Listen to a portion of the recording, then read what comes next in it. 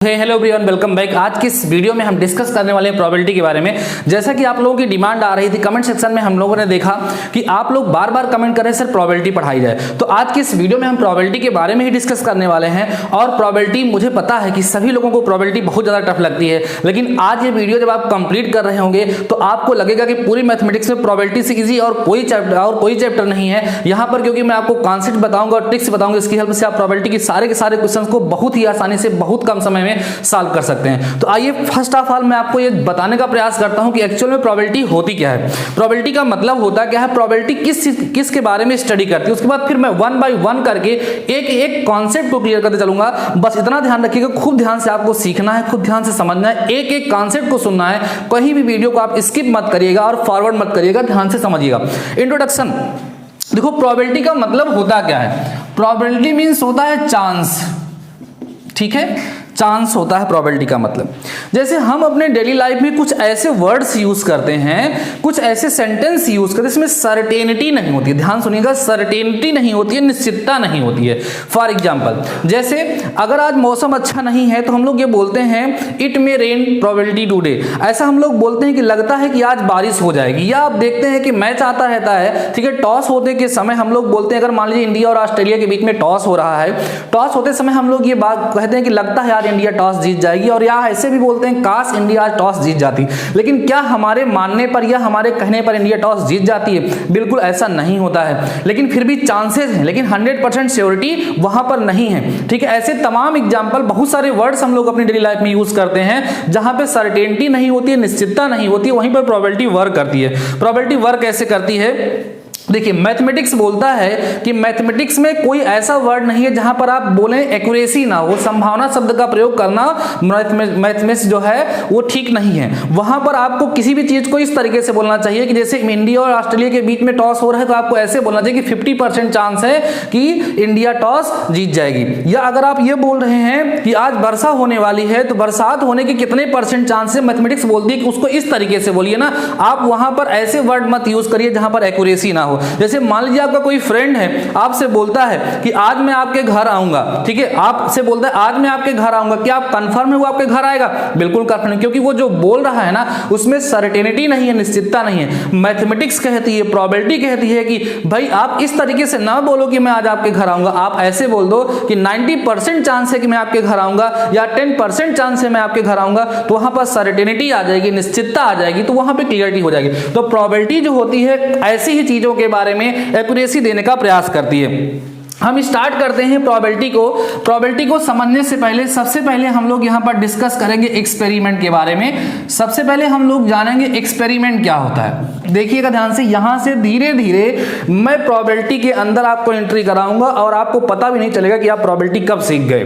तो एक्सपेरिमेंट क्या होता है? एक्सपेरिमेंट का मतलब आप देखते हैं कि आप लोग अगर साइंस साइड से पढ़े हैं तो केमिस्ट्री वगैरह, या वैसे भी हम डेली लाइफ में बहुत सारे एक्सपेरिमेंट खुद ही करते रहते हैं। एक्सपेरिमेंट क्या है? ऐसी कोई भी एक्टिविटी जो हम लोग करते हैं रिजल्ट को पाने के लिए, उसी को एक्सपेरिमेंट कहा जाता है।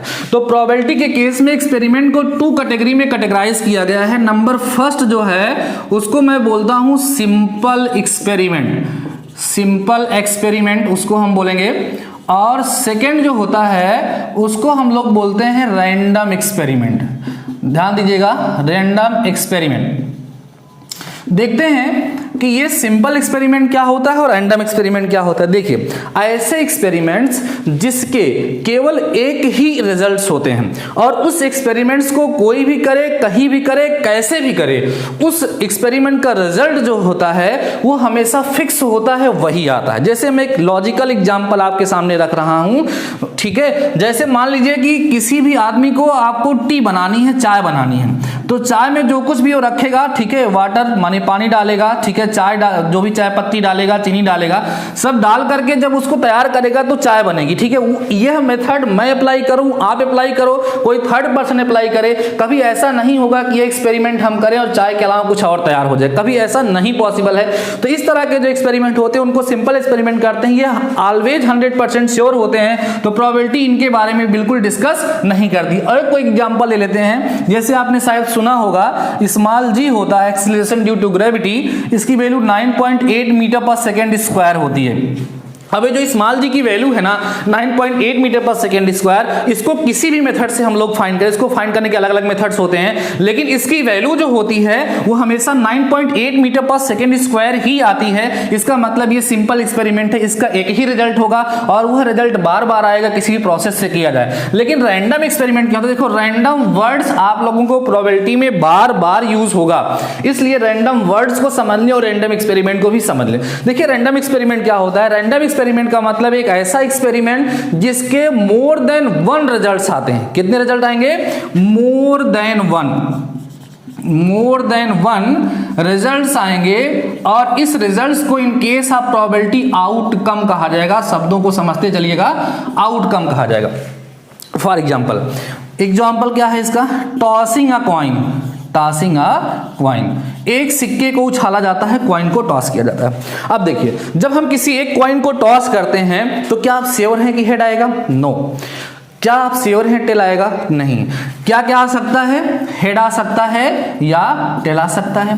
इसका मतलब यह है इस एक्सपेरिमेंट के मोर देन वन आउटकम्स हैं, means more than one results हैं, इसलिए इस प्रकार के एक्सपेरिमेंट को हम बोलेंगे random experiment. Another example, throwing अ डाइस, जो लूडो वाली डाई होती है उसको अगर हम लोग थ्रो करें तो क्या क्या आ सकता है, 1 2 3 4 5 और 6, ये सब के सब आ सकते हैं। तो क्या जो ये एक्सपेरिमेंट का बात मैंने बोला, वह एक्सपेरिमेंट में केवल एक ही रिजल्ट है क्या, एक ही रिजल्ट नहीं है, मोर देन वन रिजल्ट है। इन केस ऑफ प्रोबेबिलिटी उसको हम लोग आउटकम बोलते हैं, इसलिए कौन सा एक्सपेरिमेंट हो गया, रैंडम एक्सपेरिमेंट हो गया। और कोई एग्जांपल, सपोज कर लीजिए कोई क्लास है, किसी क्लास में 10 बॉयज हैं एंड 5 गर्ल्स हैं, ठीक है। उसमें से मैं किसी एक स्टूडेंट को, ध्यान दीजिएगा बॉयज और गर्ल्स दोनों स्टूडेंट से कंबाइन होकर के, इसमें से मैं किसी एक स्टूडेंट को सिलेक्ट करता हूं किसी भी वर्क के लिए, और आपसे पूछा जाता है कि वो जो है वो गर्ल है या बॉय है। तो देखिए जब आप इन स्टूडेंट्स में से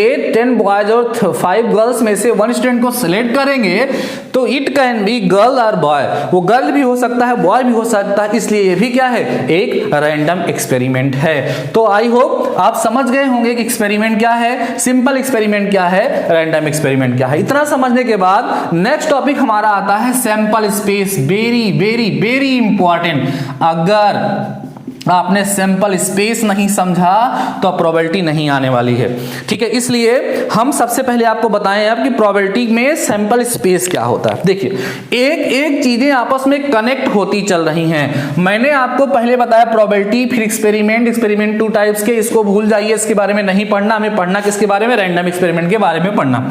अब रैंडम एक्सपेरिमेंट के बारे में आप ये जान चुके हैं कि रैंडम एक्सपेरिमेंट एक ऐसा एक्सपेरिमेंट होता है जिसके मोर देन वन आउटकम्स होते हैं, मोर देन वन रिजल्ट्स होते हैं। अब बात कर लेते हैं सैंपल स्पेस क्या होता है। कुछ रैंडम एक्सपेरिमेंट्स का एग्जांपल आप देख चुके हैं, tossing a coin, tossing 2 coins, tossing 3 coins, throwing a die, इस तरीके से।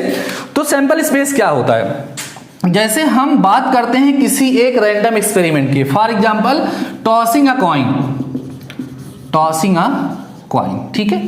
एक कॉइन को हम टॉस करते हैं। अगर आप एक कॉइन को टॉस करते हो तो क्या क्या आ सकता है, कॉइन को टॉस करने पर या तो हेड आएगा या तो टेल आएगा। तो जब किसी कॉइन को टॉस कर रहे हैं, मींस कोई रैंडम एक्सपेरिमेंट कर रहे हैं, तो उस रैंडम एक्सपेरिमेंट्स के जो आउटकम्स आते हैं उन आउटकम्स का कलेक्शन, जिसको आप सेट कहते हैं, सेट को कर्ली ब्रैकेट के अंदर, ठीक है, कॉमा लगा करके लिखा जाता है और इसको एस से दिखा दिया जाता है, इसी को sample space, S for sample space. तो सैंपल स्पेस की डेफिनेशन क्या हो जाएगी, the collection of all the outcomes of any random experiment is known as sample space, ठीक है। यहां और कोई एग्जांपल कर लेते हैं, जैसे आप बात कर लो थ्रोइंग अ डाई। अगर आप एक डाई को थ्रो करते हो तो सैंपल स्पेस क्या बनेगी, देखो सैंपल स्पेस का मतलब यह है कि जब कोई भी आप रैंडम एक्सपेरिमेंट करेंगे तो उसके मोर देन वन आउटकम्स आएंगे। तो जो जो हो सकता है, जो जो आउटकम्स आ सकते हैं, उन आउटकम्स का कलेक्शन जो होगा उसी को हम सैंपल स्पेस कहेंगे। जैसे आप डाइस को थ्रो कर रहे हो तो क्या क्या हो सकता है, 1 2 3 4 5 और 6, ये इसका क्या हो गया, सैंपल स्पेस हो गया। आई होप आप समझ चुके होंगे कि सैंपल स्पेस क्या होता है। अब मैं कुछ यहाँ पर एक्सपेरिमेंट के बारे में आप बताऊंगा, रैंडम एक्सपेरिमेंट, और कुछ सैंपल स्पेस मैं बनाऊंगा और वो सैंपल स्पेस जो है आपको बनाने के लिए कुछ दूंगा भी। तक आप लोगों ने सैंपल स्पेस क्या होता है उसको किस तरीके से हम फॉर्म करते हैं हम लोगों ने सीखा। यहाँ पर कुछ एग्जाम्पल हम लिख रखे हैं और इनका हम सैंपल स्पेस बनाएंगे, ठीक है। आप सैंपल स्पेस बनाना सीखेंगे और इसके बाद आप इसको खुद बना करके हमें बताइए कि आप बना पा रहे हैं कि नहीं बना पा रहे हैं। इसमें 3 कुछ एग्जाम्पल्स यहाँ पे लिखे हैं, tossing a coin, tossing 2 coins, tossing 3 times, और उसके बाद टॉसिंग 4 कॉइन्स जो दिया है मैंने एडिशनल टॉपिक लिखा है। और ये आपके एग्जाम में 2018 में एक बार पूछा भी जा चुका है। आप लोग बार बार बोल रहे सर एडिशनल टॉपिक, तो थोड़ा मैंने एडिशनल ले लिया है। इस तरह का बुक क्वेश्चन में नहीं है फिर भी, लेकिन आप लोग इस तरह क्वेश्चन बुक में नहीं है फिर भी आप लोग इसको करेंगे तो आपको समझ में आएगा। तो आइए हम सैंपल स्पेस बनाते हैं और देखते हैं क्या क्या बनता है। सिंपल सी बात है, टॉसिंग अ कॉइन, एक कॉइन को टॉस करते हैं। अब यार जब एक कॉइन को आप टॉस करोगे तो आप ये सोचो क्या क्या हो सकता है। देखो आराम से सिंपल से बैठ करके आपको सोचना है क्या क्या हो सकता है, जो जो हो सकता है ना वही आपको लिख देना है, वही सैंपल स्पेस हो जाएगा। तो जब आप एक कॉइन को टॉस करते हो तो सिंपली क्या क्या आएगा, या तो हेड आएगा या तो टेल आएगा, तो इसका सैंपल स्पेस सिंपल सा बन जाएगा हेड कॉमा टेल। अभी आप सोच रहे हैं कि सर इसका यूज क्या है, अभी मैं क्वेश्चन भी करवा करके आपको दिखाता हूं कहां पर इसका यूज होने वाला है। कह रहे टॉसिंग 2 कॉइन्स को अगर टॉस करते हैं, अब यहां से थोड़ा समझिएगा। सपोज कर लिए 2 कॉइन को हम टॉस कर रहे हैं, एक हाथ पे एक कॉइन लिए हैं, दूसरे पे दूसरा कॉइन लिए हैं, दोनों कॉइन को टॉस करते हैं। क्या क्या हो सकता है, हो सकता है कि दोनों के दोनों कॉइन पर हेड आ जाए, ठीक है, पहली पॉसिबिलिटी है। दूसरी पॉसिबिलिटी यह है कि हो सकता है कि दोनों के दोनों कॉइन पर टेल आ जाए, या हो सकता है फर्स्ट वाले पे हेड आए सेकंड वाले पे टेल आए, या ऐसा भी हो सकता है कि फर्स्ट वाले पे टेल आए दूसरे वाले पर हेड आए। ऐसी कंडीशंस हो सकती हैं। मान रहे हैं कि आपके माइंड में एक क्वेश्चन उठ रहा होगा, बहुत सारे बच्चे हमसे इस तरह का क्वेश्चन पूछते हैं जब ऑफलाइन क्लास हम पढ़ाते हैं। ये क्वेश्चन जरूर निकल के आता है कि सर सिक्का खड़ा हो जाएगा तो क्या होगा।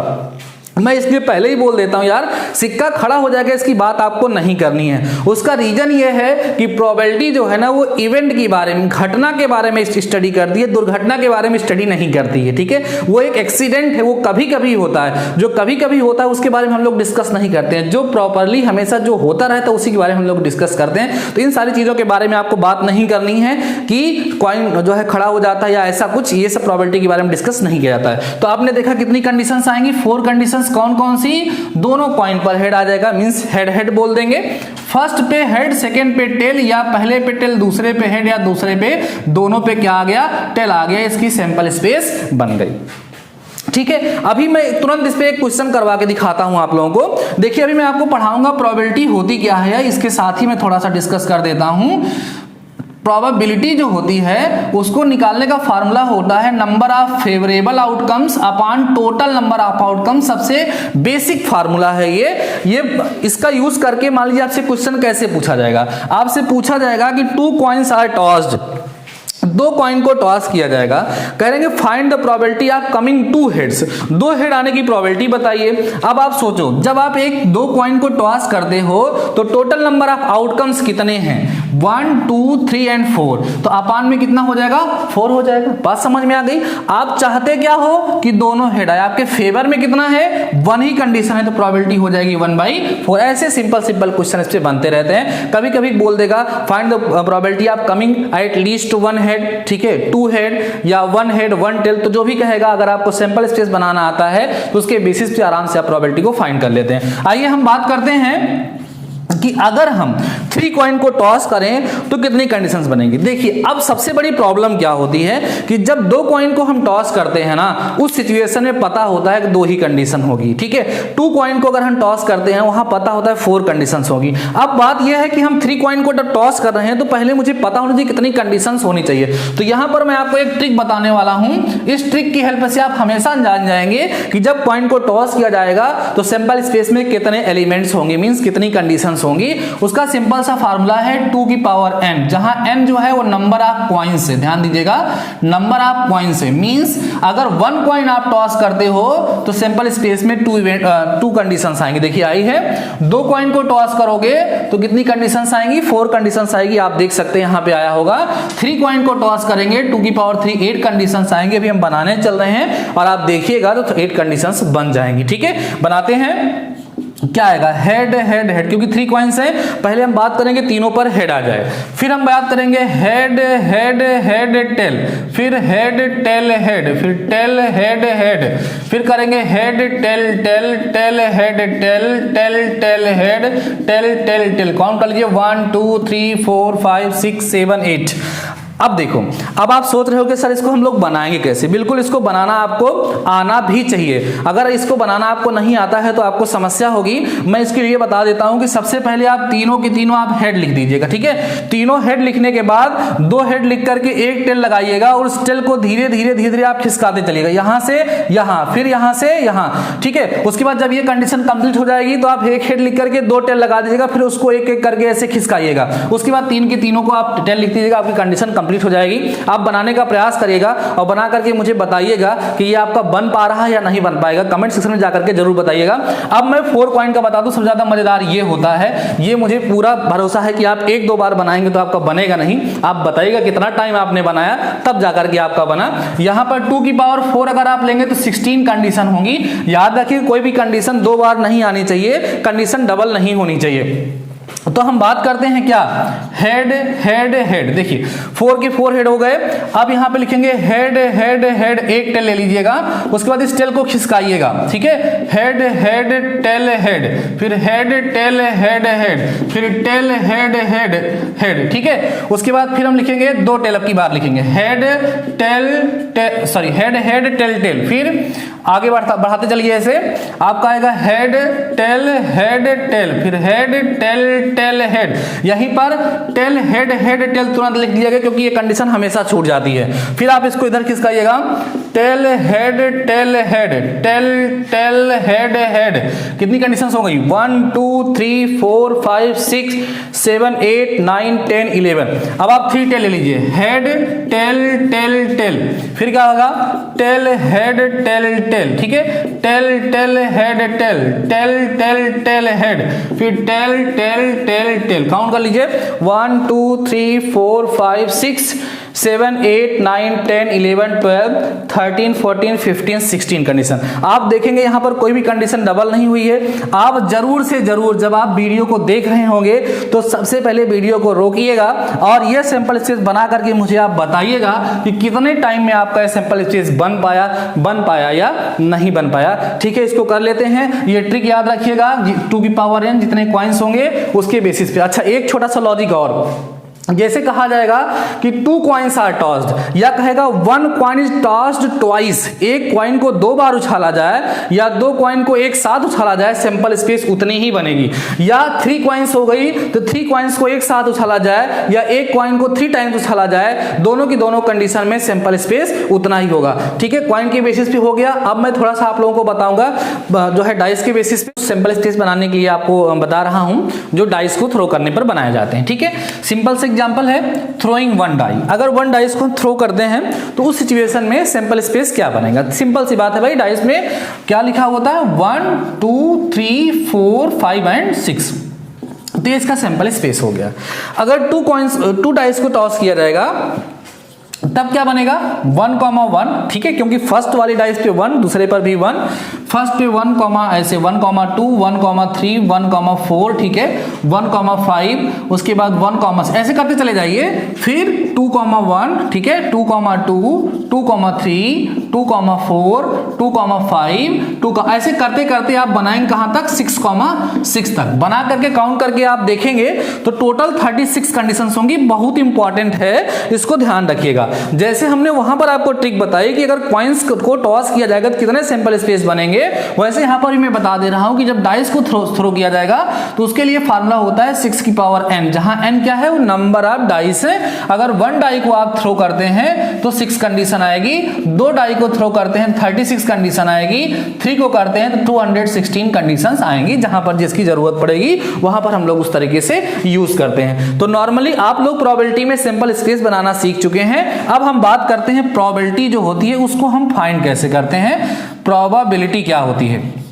देखिए प्रोबेबिलिटी का मतलब चांस होता है। अब मैं सिंपल से सबसे पहले पुराना वाला फार्मूला लिखता हूं, स्टार्टिंग में जो बताया जाता है प्रोबेबिलिटी को फाइंड करने का। तो फार्मूला लिखेगा, प्रोबेबिलिटी को हमेशा पीई से दिखाते हैं। प्रोबेबिलिटी पीई मतलब होता है प्रोबेबिलिटी ऑफ एनी इवेंट। तो प्रोबेबिलिटी का सिंपल सा फार्मूला होता है number of favourable outcomes. Favourable outcomes मतलब ऐसे आउटकम्स जो आपके फेवर में हो upon total number of outcomes. ये होता है प्रोबेबिलिटी को फाइंड करने का सिंपल सा फार्मूला। जैसे मान लीजिए यहां पर आपसे क्वेश्चन पूछता है कि 1 die is thrown, find the probability of coming 5। तो 5 आने कितनी कंडीशन क्यों लेगी? ही कंडीशन है, टोटल कंडीशन कितनी है 6, तो प्रोबेबिलिटी हो जाएगी 1/6। और क्या पूछ सकता है? Find the probability of coming an event number when 1 die is thrown। जब एक डाई को हम थ्रो करते हैं तो इवेंट नंबर ये देखिए 2 है, 4 है और 6। कितनी कंडीशन है? 3, टोटल कंडीशन 6 है, तो प्रोबेबिलिटी कितनी आ जाएगी? 1/2। इस तरीके से तमाम बहुत सारे क्वेश्चन इस तरीके से बन सकते हैं। तो ये प्रोबेबिलिटी का फार्मूला आप लोग नोट करिए और इस प्रोबेबिलिटी के बेसिस पर आप लोग आराम से क्या कर सकते हैं, क्वेश्चन को सॉल्व कर सकते हैं। हम डिस्कस करेंगे इवेंट्स के बारे में। इवेंट्स क्या होती है? देखिए इवेंट्स की बहुत ही सिंपल सी डेफिनेशन तो बताऊंगा ही मैं, उसके साथ साथ इवेंट्स को फॉर्म करने का तरीका भी। देखिए धीरे धीरे आप एंट्री कर रहे हैं प्रोबेबिलिटी में, क्योंकि प्रोबेबिलिटी हमेशा एक इवेंट की ही निकाली जाती है। एक छोटा सा एग्जांपल लेते हैं, जैसे टॉसिंग अ डाई या थ्रोइंग अ डाई। एक डाई को हमने थ्रो किया है। अगर हम डाई को थ्रो किए हैं तो आपको पता है कि सैंपल स्पेस यही बनेगा। अब इवेंट होती क्या है? इवेंट मतलब इवेंट जो होती है ना, अगर आपने सेट पढ़ा होगा, नहीं पढ़ा होगा तो मैं बताऊंगा आपको। जब सेट पढ़ा होगा तो आपने देखा होगा कि सबसेट एक वर्ड आता है, तो सैंपल स्पेस का कोई भी सबसेट वो इवेंट कहलाता है। नहीं ऐसे नहीं समझना, सिंपल से लीजिए। इवेंट जो होंगे जनरली उसको E1 से, E2 से, ठीक है, E3 से या कभी कभी EFG से भी दिखाया जाता है। जो इवेंट होती हैं वो हमेशा S में से निकल के, जैसे एक हमने निकाल लिया 1,2, ये एक इवेंट हो गई। और क्या निकाली? से 4,5 यहां से ले लिया, या हमने ले लिया 2, 4 एंड 6 ले लिया। ये सब क्या है? इवेंट्स हैं। समझ में आ रही बात ना? इवेंट्स क्या होती हैं? जिस एक्सपेरिमेंट की, जिस रैंडम एक्सपेरिमेंट की मैं बात कर रहा हूं, उस रैंडम एक्सपेरिमेंट के सैंपल स्पेस का एक सबसेट होता है। मींस उसके सैंपल स्पेस में जो एलिमेंट्स होते हैं उस एलिमेंट्स में कुछ एलिमेंट्स को सिलेक्ट कर लिया जाए तो वही जो होती हैं इवेंट है। जैसे यहां पर इवेंट क्या है कि अगर हम एक डाई को थ्रो करते हैं 1 आना या 2 आना, अगर 1 या 2 आ जाएगा तो जान लीजिएगा इवेंट E1 हैपन हो जाएगी, मींस हो जाएगी, घटित हो जाएगी बोलते हैं इसको। इसी तरीके से अगर हम 4 या 5 पा जाते हैं तो इवेंट E2 हो जाएगी, या 2, 4 या 6 इसमें से कोई भी आ जाएगा तो इवेंट E3 क्या हो जाएगी? अगर होगी हो जाएगी। अब देखिए यहां से अगला टॉपिक है probability of any event. Probability of an event, ठीक है, किसी इवेंट की प्रोबेबिलिटी जो है हम लोग किस तरीके से फाइंड करते हैं। तो प्रोबेबिलिटी कैसे निकालते हैं इवेंट की? सिंपल सा फार्मूला मैं लिख रहा हूं, PE = NE upon NS। Formula note करिएगा, इजी है फार्मूला और कॉन्सेप्चुअल भी है। क्या है formula? PE = NE upon NS। PE मतलब प्रोबेबिलिटी ऑफ इवेंट = NE माने number of element in event upon number of element in S। Simple सा प्रोबेबिलिटी निकालने का फार्मूला देखिए, number of element in E upon number of element in S, वही probability निकालने का formula. कम समझ में आ रहा होगा, मैं एग्जांपल बताता हूं। 1-2 कॉइन को हमने टॉस किया, ठीक है, और कंडीशन क्या बनेगी ये आप बना चुके हैं। ये देखिए ये सैंपल स्पेस बन गया, ठीक है। अब मान लीजिए इसमें से मैं एक इवेंट बनाता हूं E, और वो इवेंट क्या है? दोनों हेड आए या दोनों टेल आए, इस इवेंट की मैं बात कर रहा हूं। अब इस इवेंट के होने की प्रोबेबिलिटी अगर हमें फाइंड करना है तो प्रोबेबिलिटी PE = जो होगा वो हो जाएगा हमारा NE अपॉन में NS। तो प्रोबेबिलिटी PE = जो होगा वो हमारा हो जाएगा, NE की value number of element in E कितने हैं? 2 है, और टोटल एलिमेंट यहां कितने हैं? 4। तो PE = आपको मिल जाएगा 1/2। ये इस इवेंट की क्या हो जाएगी? प्रोबेबिलिटी हो जाएगी, ठीक है। इतनी बातें हम लोग समझ चुके हैं। अब हम डिस्कस करेंगे operation of events. Operation on events, ध्यान समझ लीजिएगा, बहुत ही आसानी से बताऊंगा। ऑपरेशन ऑन इवेंट्स, देखिए ऑपरेशन ऑफ इवेंट्स, ऑपरेशन का मतलब क्या होता है, प्लस माइनस मल्टीप्लाई डिवाइड, यही सब ऑपरेशन का मतलब होता है। यहाँ पर कुछ ऑपरेशंस आप यूज करेंगे। नंबर पहला, जैसे दो इवेंट की मैं बात करूं ए और बी की, तो इसको बोलेंगे ए यूनियन बी। एक दूसरा ऑपरेशन होगा ए इंटरसेक्शन बी, एक होगा ए माइनस बी, ठीक है, एक कर सकते हैं बी माइनस ए, ये सब ऑपरेशंस होंगे। तो ए यूनियन बी का मतलब होगा क्या, सिंपल से, जैसे मान लीजिए एक इवेंट आपने बना लिया 1, 2 एंड 3 और दूसरी इवेंट आपने बना लिया 4, या सपोज कर लीजिए 3 और 4 बना लिया। तो अगर आपको यहाँ पर ए यूनियन बी निकालना है तो ए यूनियन बी का मतलब होता है ए और बी को मिला दिया जाए। बस इतना ध्यान रखिएगा, दोनों को मिलाएंगे तो, लेकिन दो एलिमेंट दो बार आया होगा, उसको हमें केवल एक ही बार लिखना होगा। तो कौन आएगा यहाँ पर 1, 2, 3 और 4। अगर ए इंटरसेक्शन बी निकालोगे तो ए इंटरसेक्शन बी का मतलब होगा ए और बी में जो क्या हो, कॉमन हो। ए और बी में क्या कॉमन है, 3 कॉमन है, ये ए इंटरसेक्शन बी हो गया। ए माइनस बी अगर आपको निकालना होगा तो ए माइनस बी का मतलब होता है ए के वे एलिमेंट जो बी में ना हो। तो ए में ऐसा कौन है जो बी में नहीं है, ए में हमारे पास 1 और 2 ऐसा एलिमेंट है जो बी में नहीं है। ऐसे ही अगर आपको बी माइनस ए फाइंड करना होगा तो बी के वे एलिमेंट जो ए में ना हो, ऐसा कौन है, 4 है। इस तरीके से आप लोगों ने यहाँ पर सीख लिया इवेंट क्या होती है, किसी भी इवेंट को फाइंड करने की प्रोबेबिलिटी क्या होती है, इवेंट के ऑपरेशंस क्या होते हैं। नेक्स्ट टॉपिक हमारा जो आने वाला है वो है क्या, ऑपरेशन ऑफ इवेंट्स के बाद हमारा टॉपिक है टाइप्स ऑफ इवेंट। इसको हम डिटेल में नेक्स्ट वीडियो में डिस्कस करेंगे, टाइप्स ऑफ इवेंट्स। अभी आपको मैं कुछ क्वेश्चंस दे रहा हूं, इन क्वेश्चंस को आप लोग सॉल्व करेंगे। कॉपी पेन ले लीजिए, मैं बोल रहा हूं, आप नोट करिए और आंसर बताइएगा। Find the probability of coming 53rd Sunday in a normal year. First question बहुत इंपॉर्टेंट है, फिर से बोल दे रहा हूं, find the probability of coming 53rd Sunday in a normal year. Second question note करिएगा, find the probability of coming 53rd Sunday in a leap year. 2 question हो गया।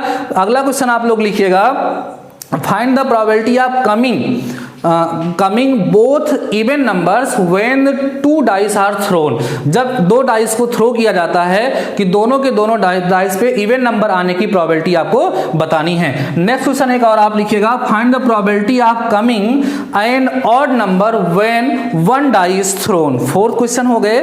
5th क्वेश्चन आप लोग नोट कर लीजिएगा, find the probability of coming at least 1 head. ध्यान सुनिएगा, find the probability of coming at least 1 head when 3 coins are tossed. ठीक है, आशा करते हैं आपको ये वीडियो खूब ढंग से समझ में आया होगा। इसमें जितनी भी जानकारी आपको दी गई है, जो क्वेश्चंस मैंने आप लोगों को घर से करने के लिए दिया है, उसको आप लोग कर करके कमेंट सेक्शन में हमें बताएंगे। मिलते हैं नेक्स्ट वीडियो के साथ, तब तक मस्त रहिए, पढ़ते रहिए।